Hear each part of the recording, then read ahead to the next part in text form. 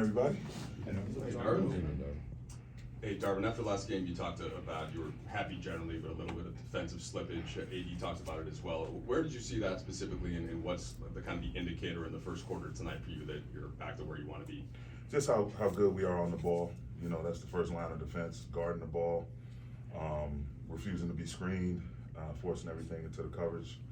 And then our activity, our energy behind it. You know, our guys being shifted early, doing their work early, and active and communicating. And then finally, the final piece is, you know, scrambling, making multiple efforts to contest, and then finishing that with a rebound. Assuming that neither team wants to have to play on Friday, how much do you treat this from a rotation standpoint, like shortening it? How much do you plan that going in, and how much do you just watch what it evolves as the game goes on? I mean, we have a plan that we go in with, and then obviously we watch how things materialize as the clock keeps ticking, and we're prepared to make our adjustments rotation-wise. You know, certain guys, and it's through no fault of their own, it's just human nature. Certain guys will have a night, certain guys may have an off night, but that's the beauty of having a deep roster. We've got a lot of guys who we can push the button on and throw them in the mix, and they'll do fine. Coach, if you don't like to use the word pressure, can you talk about the urgency in winning tonight's game? Because if you don't, then it really gets crazy.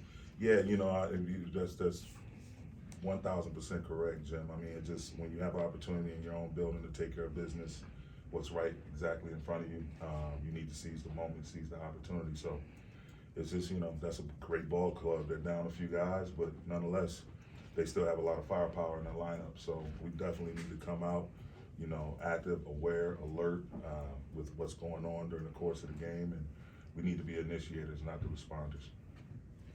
Darvin, you often talk about you guys just kind of focusing on yourselves and focusing on what you're doing, but in a postseason setting, how much does that kind of change when you're able to scout more and kind of dig into an opponent's weaknesses and maybe kind of tweak the game plan a little bit? Like, how do you find that balance between playing to your strengths but also kind of picking apart their weaknesses? I mean, you just have more time. There's no back-to-backs. You get to focus solely on one opponent in that type of setting, and it bodes well, you know, for a team of high-level basketball thinkers like we have, you know, not only on our roster but within our coaching staff. You're able to throw a lot of things. You get to meet a little bit more, throw things up against the wall, see what stick, what doesn't, what makes sense to do, build out your initial coverages all the way through your adjustments, different matchups you want to look at. But again, you know, you can strategize and analyze and hypothesize, but at the end of the day, you got to be ready to come out and compete as a unit. There's no formula for that. That comes from within. That comes from just knowing, you know, what's at stake, and each and every individual just locking in individually and as a unit to come out and just compete possession by possession. Hey, Darvin. Everybody good for tonight? Or do you expect everybody total? I anticipate everyone being in the line. And then you guys have been in playoff, play-in-ish mode for almost 2 months. That's a pretty stated goal. Do you think getting through 82 was enough to kind of give your guys a little bit of an emotional reset because of sort of the demands on a team to play at that intense of a focus level? And you guys were pretty focused for 2 straight months. I mean, we still are focused, but yeah, I mean, the things you go through during the course of an 82-game season, just the regular ups and downs, the highs, the lows, guys being in the lineup, guys missing some significant time due to injury, the travel schedule, you know, we've had multiple 4+ game trips on the road, and just navigating through all of that, trying to stay the course, you know, when times weren't so positive in terms of our game wins and losses. You know, we had to still come with the same energy, same positive energy, come with a plan, you know, on how we move forward. And to be able to weather all of that and to get to this point here where we're just knocking on the door and, you know, we're able to take care of our business, we're in the position that we all wanted to be in at the outset of this thing.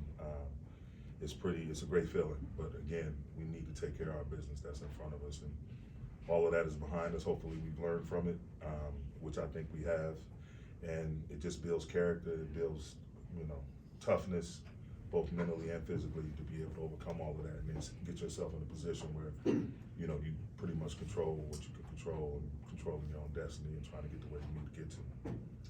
Darvin, from your perspective, what ways was it beneficial to both LeBron personally and your group to get him back with 8 games left in the regular season versus closer towards the end?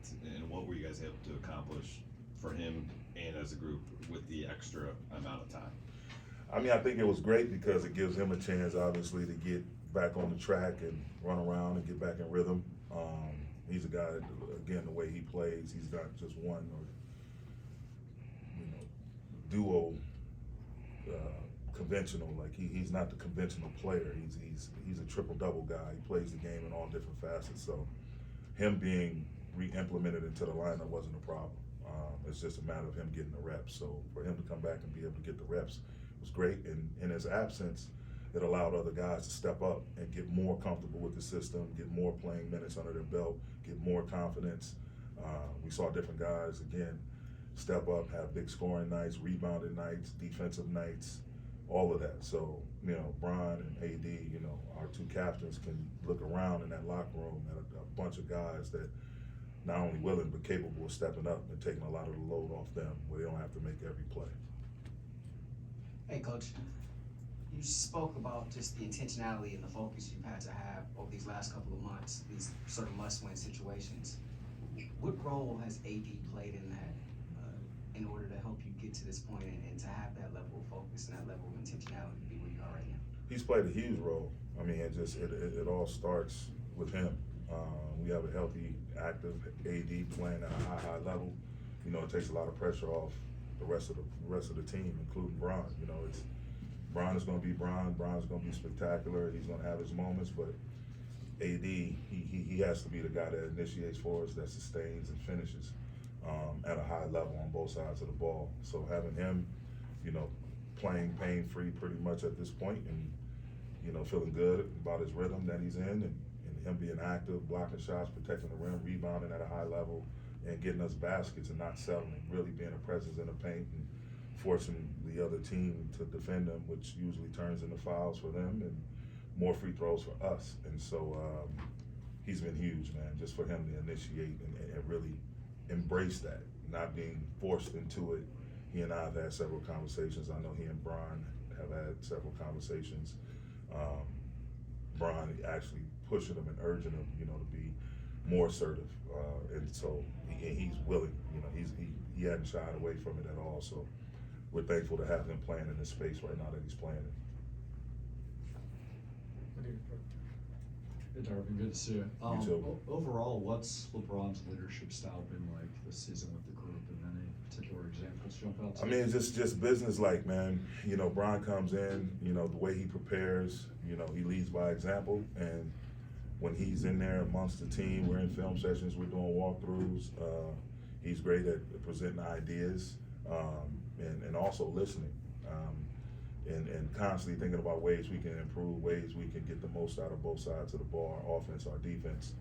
And he's been great with me, communicating constantly, in the building, outside of the building, text messages, all of that. So it's been great, just his overall communication and guys, tapping into him and really extracting that from him.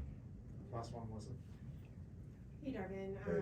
LeBron was talking the other night about how he was having a conversation with AD, and they were talking about how after everything you guys have been through this season, that it was pretty unbelievable that you guys finished above 500. Obviously, you guys have a lot more to play for, but just the fact that you guys are in this position, playing for the 7th seed right now, have you had a moment to just appreciate that? Yeah, it's great, man. But we are in no shape or form satisfied. I think since day one, I've been saying, it's a process that we have to go through.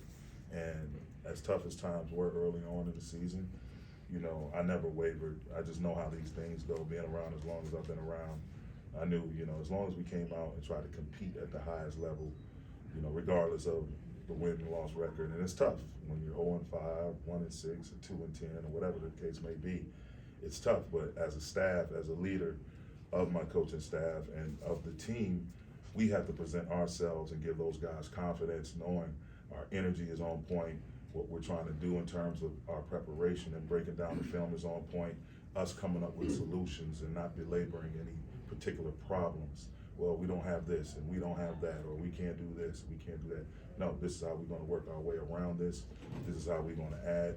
to what we already can do, and just try to figure out ways to continue to improve and to learn from it. You know, I always call it wisdom and lessons, not wins and losses, so, because there is a such thing as bad wins and good losses, and they're both educational for a ball club. But to turn the corner and put ourselves in a position where we control what happens in terms of us securing a spot is beautiful. And I wholeheartedly had the confidence, especially once, even more so when we did what we did at the deadline and really got players around that's a seamless fit for our two leaders. Thanks, Coach. Thank you.